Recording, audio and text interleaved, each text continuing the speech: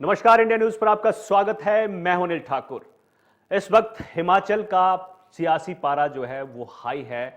पहाड़ों पर गर्मी बढ़ गई है क्योंकि बीजेपी ने राज्यसभा चुनाव में बाजी मार ली है और अभिषेक मनु सिंघवी जो कि कांग्रेस के प्रत्याशी थे उनको हरा दिया है। आपको बता दें कि राज्यसभा चुनाव में बीजेपी की और कांग्रेस की लड़ाई जो थी वो करारी थी और बीजेपी दावा कर रही थी कि इस चुनाव में हमारी जीत जो है वो तय है, लेकिन बीजेपी के पास सिर्फ और सिर्फ 25 वोट थे और कांग्रेस के पास 40 वोट थे। 3 निर्दलीय विधायक थे, लेकिन बीजेपी की तरफ 9 विधायकों ने जो है क्रॉस वोटिंग की है और 34-34 वोट जो हैं दोनों को मिले हैं, हर्ष महाजन और अभिषेक मनु सिंघवी को। उसके बाद जो है ड्रॉ के जरिए पर्ची निकाली गई, उसमें भी कांग्रेस की किस्मत इतनी खराब थी कि बीजेपी की जीत जो है वो दर्ज हुई है। अब आपको बता दें कि आगे आगे की रणनीति क्या है। नेता प्रतिपक्ष जयराम ठाकुर कह रहे हैं कि अब मुख्यमंत्री सुखविंदर सिंह सुक्खू को जो है वो इस्तीफा दे देना चाहिए नैतिकता के आधार पर। और उसके बाद कांग्रेस की तरफ से बीजेपी पर कई तरह के आरोप लगाए गए हैं। सुखविंदर सिंह सुक्खू ने कहा है कि हरियाणा पुलिस जो है हमारे विधायकों को उठाकर ले गई है और अभिषेक मनु सिंघवी ने बीजेपी पर बड़े आरोप लगाए हैं। इस चुनाव में बीजेपी की जीत और कांग्रेस की हार के बाद दोनों पक्षों ने क्या कुछ कहा है, आप सुनिए। जो विधायक चुनकर कांग्रेस के चुनाव चिन्ह पर आया वह 9 क्रॉस वोटिंग हुई है, जिसमें 3 तो आज़ाद उम्मीदवार है। उनके बारे में मैं कुछ नहीं कहना चाहूँगा। 6 जो उम्मीदवार चुनकर आए जिन्होंने अपना ईमान ही बेच दिया, वो भारतीय जनता पार्टी को उनके क्षेत्रों में हरा कर आए हैं और यहाँ आकर वो पार्टी की जो अधिकृत उम्मीदवार हैं, वरिष्ठ अधिवक्ता, हमारे प्रसिद्ध अधिवक्ता, हिंदुस्तान के सबसे लीडिंग लॉयर, उनके खिलाफ उन्होंने वोट दिया। तो क्या लगता है आपको कि वो नाराजगी का वोट था?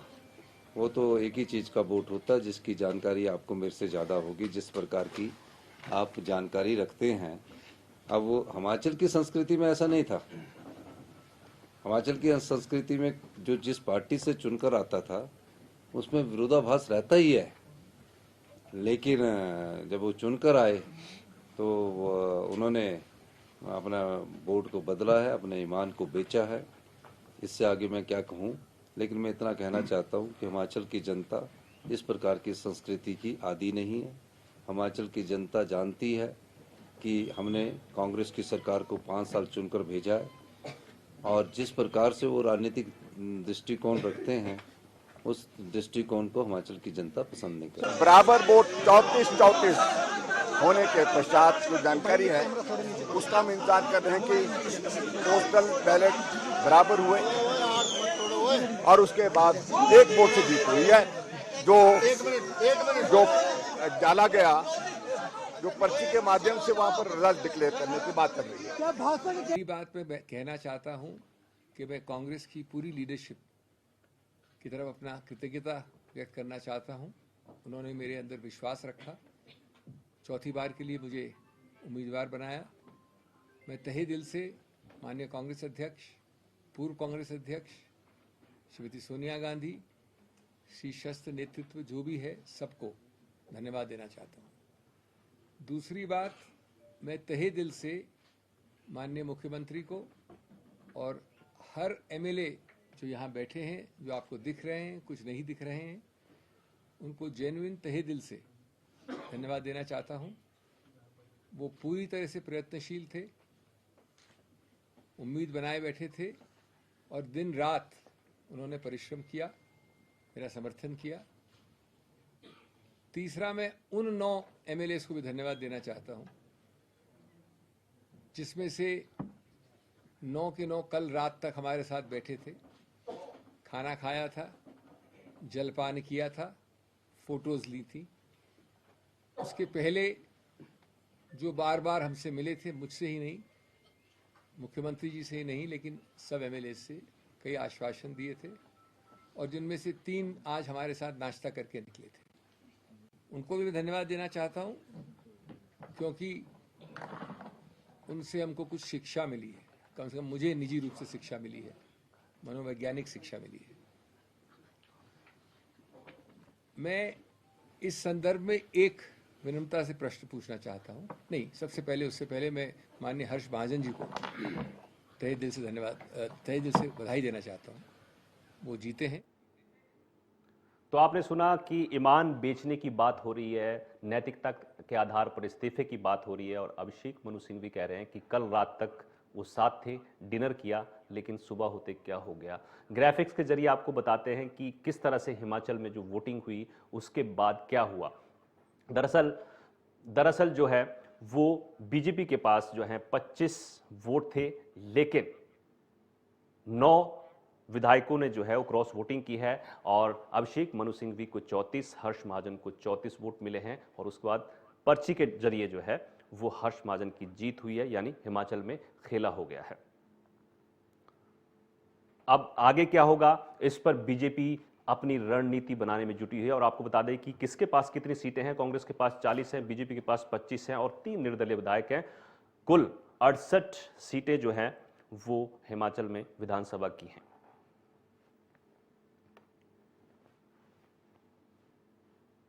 तो बीजेपी ने बाजी जो है वो पलट दी है, और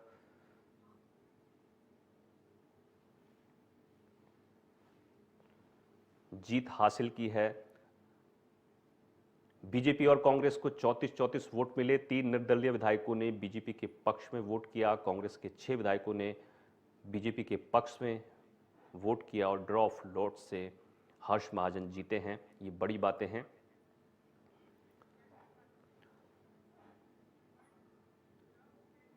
और इस मुद्दे पर चर्चा के लिए हमारे साथ अजीत मेंदोला जी, वरिष्ठ पत्रकार हैं, वो जुड़ गए हैं। उज्ज्वल शर्मा जी हैं, वरिष्ठ पत्रकार शिमला से, वो भी हमारे साथ जुड़े हुए हैं। इस मुद्दे पर चर्चा करेंगे कि इस चुनाव में ऐसा हुआ क्या कि एक रात में बाजी पलट गई, और आगे की रणनीति जो है वो कांग्रेस और बीजेपी की क्या होगी, क्योंकि इस चुनाव के बाद जो है वो सरकार संकट में नजर आ रही है। आप दोनों का स्वागत है। आपको आवाज मिल रही है?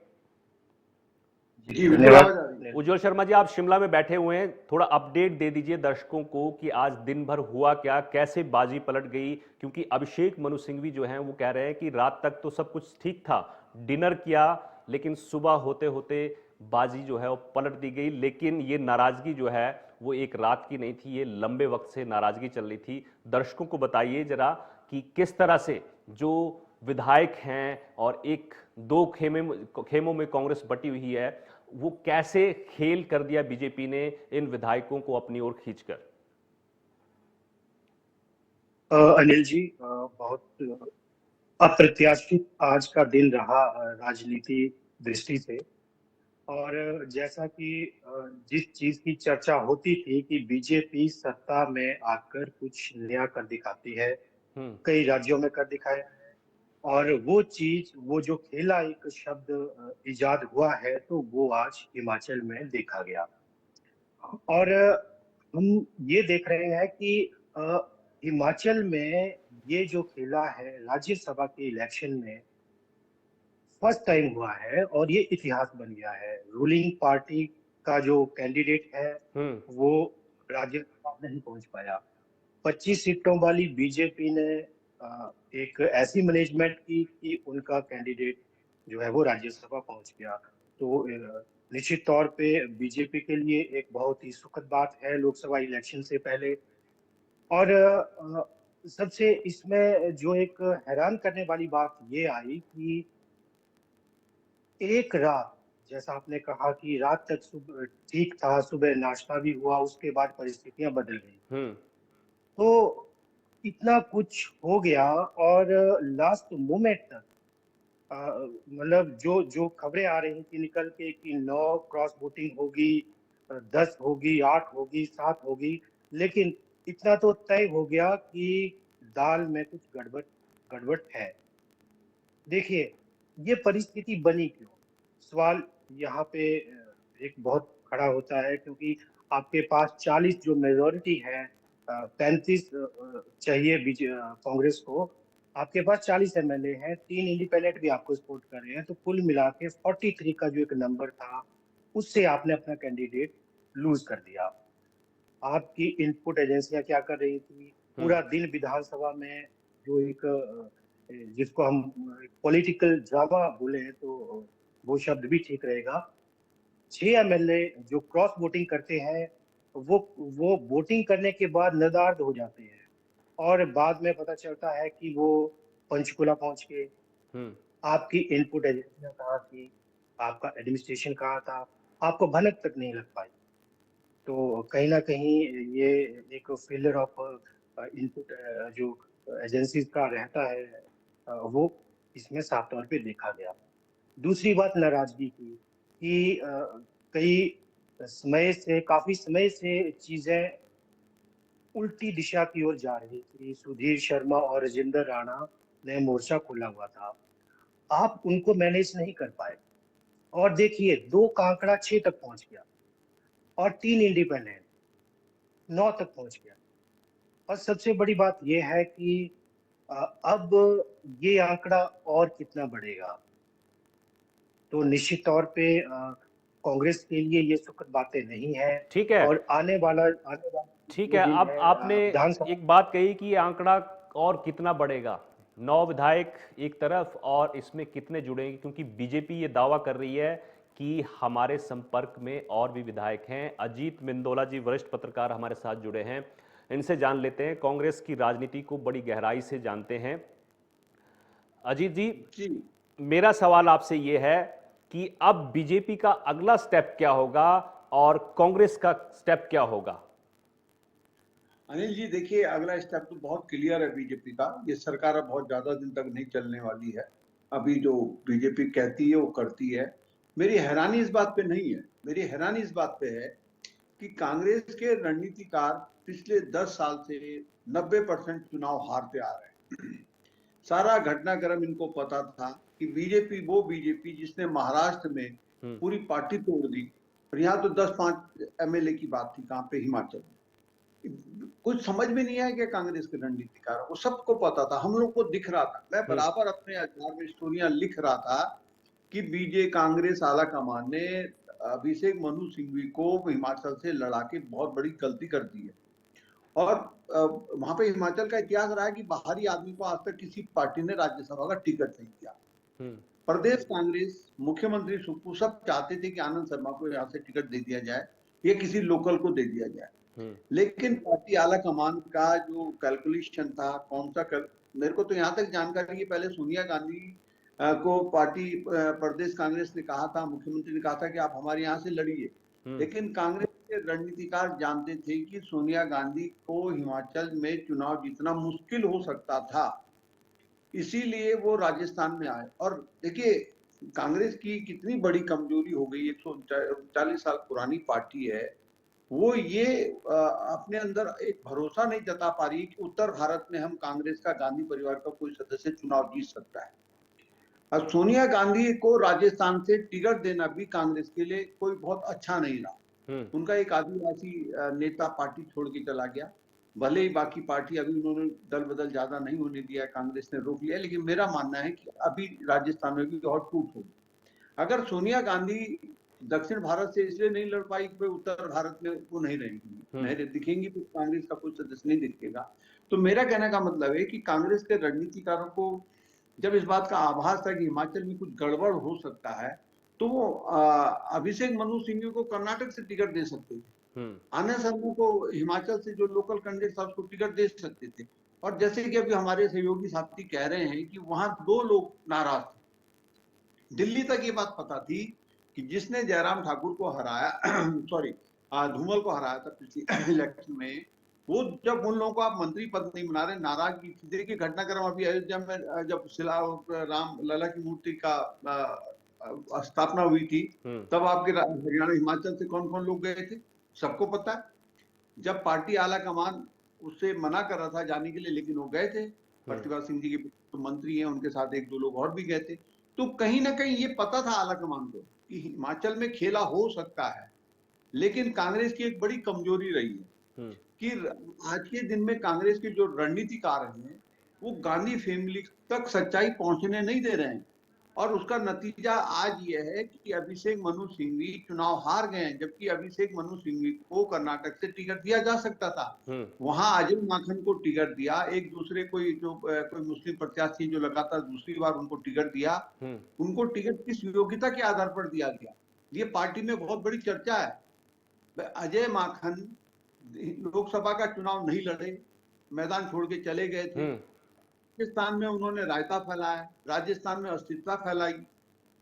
उसके बाद आपने उनको, आप हरियाणा में चुनाव हार गए, आपने किस आधार पर अजय माकन को टिकट दिया? ये आज तक कानपुर कांग्रेस की परेशानी, क्या उनकी योग्यता? ठीक है।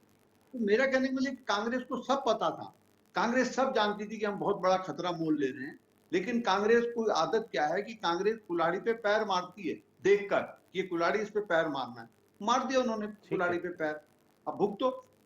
ठीक है, आप भुगत रहे हैं।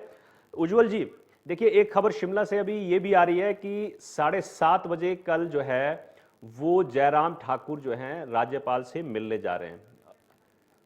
सभी विधायकों के साथ जो है बीजेपी के विधायकों को राजभवन ले जा रहे हैं। दूसरी बात, अब जो अविश्वास प्रस्ताव है वो भी लाने की तैयारी में है बीजेपी। तो कल यानी शिमला में कुछ बड़ा सियासी उलटफेर, बड़ा भूचाल हो सकता है क्या? बिल्कुल अनिल जी, मैं यही बात कहना चाह रहा था कि 2 दिन अभी असेंबली सेशन बचा है और उसमें बजट पारित होना है, फाइनेंशियल बिल जो नेक्स्ट फाइनेंशियल ईयर का है वो उसमें पास होना है। और उस दौरान जो गवर्नमेंट है, जो सत्ता पक्ष है, उनके विधायकों का वहां मौजूद होना बहुमत के साथ जरूरी है।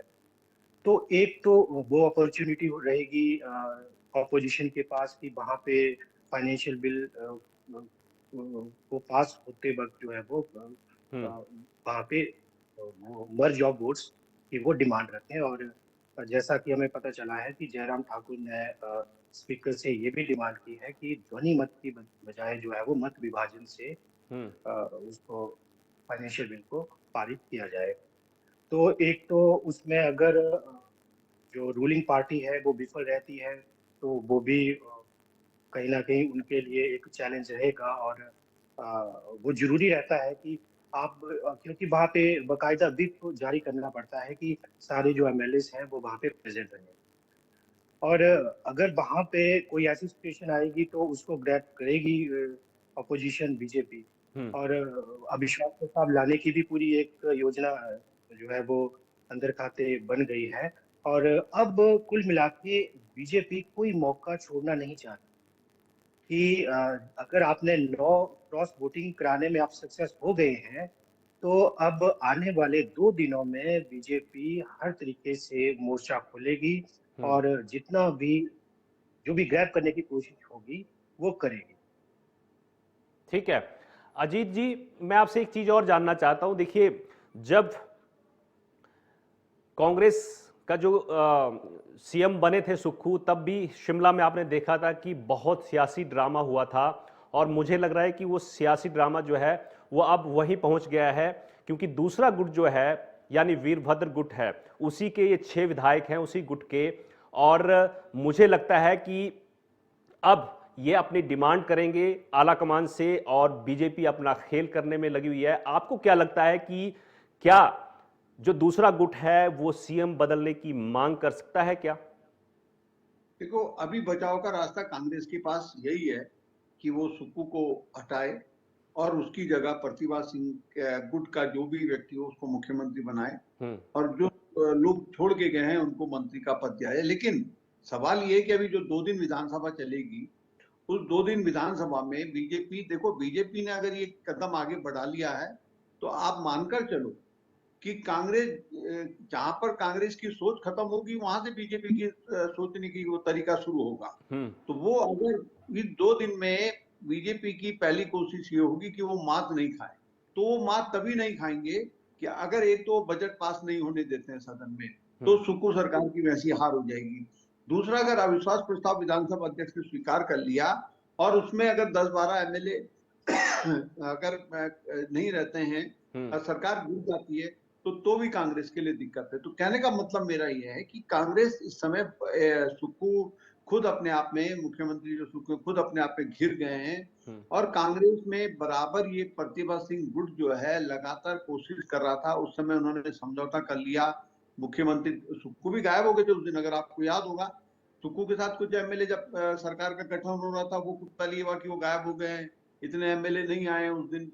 तो कहने का मतलब ये कि कांग्रेस में सबसे बड़ी प्रॉब्लम ये है कि कांग्रेस का केंद्र नेतृत्व बहुत वीक हो चुका है, बहुत कमजोर हो चुका है, फैसले लेने की क्षमता रही नहीं। आप देखिए, जिस पार्टी का सर्वोच्च नेता बेमौसम की न्याय यात्रा निकाल रहा हो और उस विषय को इन लोगों ने जो आज के दिन में कांग्रेस चला रहे हैं, जब लोकसभा चुनाव सिर पे हैं, हिमाचल का घटनाक्रम होने वाला है, हम लोग पत्रकारों को जब दिल्ली में पता चल रहा है, तो क्या कांग्रेस के सोर्सेज को नहीं पता था कि क्या खेला होने वाला है? उस बेचारे को लंदन लेक्चर देने भेज दिया। ऐसे टाइम पर जब कांग्रेस आज के दिन में बहुत बुरे दौर से गुजर रही है, लोकसभा चुनाव सिर पर है, राहुल गांधी भले कहने के लिए मल्लिकार्जुन खड़गे अध्यक्ष हैं, लेकिन फैसले के सारे अधिकार गांधी फैमिली के पास हैं और गांधी फैमिली में भी सारे फैसले के अधिकार राहुल गांधी के पास हैं। राहुल गांधी जो चाहेंगे वो होगा और ऐसे व्यक्ति को आप 2 दिन के लिए इंग्लैंड लेक्चर देने भेज देते हो, उसको सही जानकारी नहीं बताते हो और उसका दुर्भाग्य क्या है कि सारा ठीकरा राहुल गांधी के सिर फूट जाता है। वो ये राहुल गांधी भी आज तक मैं नहीं समझ पा रहा हूँ कि जो उन्होंने अपने आसपास की जो चौकड़ी है, वो 10 साल में कांग्रेस को कहां ले गई, लेकिन राहुल गांधी की आंखें नहीं खुल रही कि इस चौकड़ी से पीछा छुड़ाएं, उन जनाधार वाले लोगों को पार्टी में लाएं, जो उनको सच्चाई बताएं कि भाई आप ये करें वो करें, तब कई फैसले सही होंगे। लेकिन कांग्रेस का अभी एक दौर चल रहा है, एक बहुत बुरा दौर चल रहा है। उस बुरे दौर में अगर ये सरकार भी चले जाती तो मुझे हैरानी ठीक है। नहीं होगी। मेरा ये मानना है। ठीक है, बहुत बहुत शुक्रिया आपका, आप दोनों जुड़े हमारे साथ, कीमती वक्त दिया अपना आपने। तो कहीं ना कहीं हिमाचल में बीजेपी ने अपना दांव तो चल दिया है और बीजेपी पीछे हटने वाली नहीं है, लेकिन कांग्रेस का हिमाचल में जो भविष्य है और कांग्रेस सरकार का भविष्य है वो अधर में है। अब आने वाले वक्त में पता चलेगा कि ऊंट किस करवट जो है वो बैठने वाला है। फिलहाल मेरे साथ इतना ही, नमस्कार।